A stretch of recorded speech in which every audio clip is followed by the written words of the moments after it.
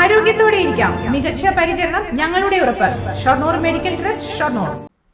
ഒറ്റപ്പാലം കിഴക്കേത്തോടിൽ പാലം നിർമ്മാണം നടക്കുന്ന ഭാഗത്ത് ഒഴുക്കിന് തടസ്സപ്പെടുന്ന അവസ്ഥ പൂർണ്ണമായി പരിഹരിക്കപ്പെട്ടില്ലെന്ന് പരാതി.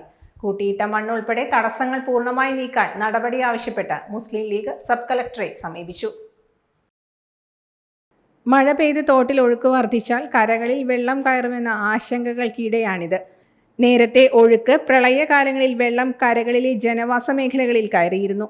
അന്നും തോട്ടിൽ ഒഴുക്കിന് തടസ്സങ്ങളുണ്ടായിരുന്നു. നിലവിൽ പുതിയ പാലത്തിന്റെ കോൺക്രീറ്റ് തൂണുകളുടെ പ്രാരംഭ പ്രവർത്തനങ്ങളുടെ ഭാഗമായി വശങ്ങൾ ഇടിച്ചു നിരത്തിയതിനു ശേഷം കൂട്ടിയിട്ട മണ്ണാണ് ഒഴുക്കിന് പ്രധാന തടസ്സം.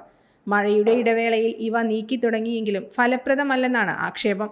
തടസ്സങ്ങൾ പൂർണ്ണമായി നീക്കിയെന്ന PWDയുടെ അവകാശവാദം വസ്തുതാ വിരുദ്ധമാണെന്ന് നഗരസഭയിലെ മുസ്ലിം ലീഗ് അംഗങ്ങൾ സബ് കളക്ടർക്ക് നൽകിയ കത്തിൽ ആരോപിക്കുന്നു.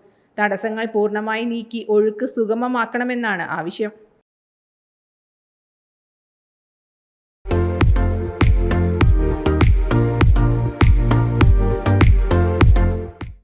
Dot view news. കാഴ്ചകളാണ് ലോകം. കണ്ടു തുടങ്ങുക.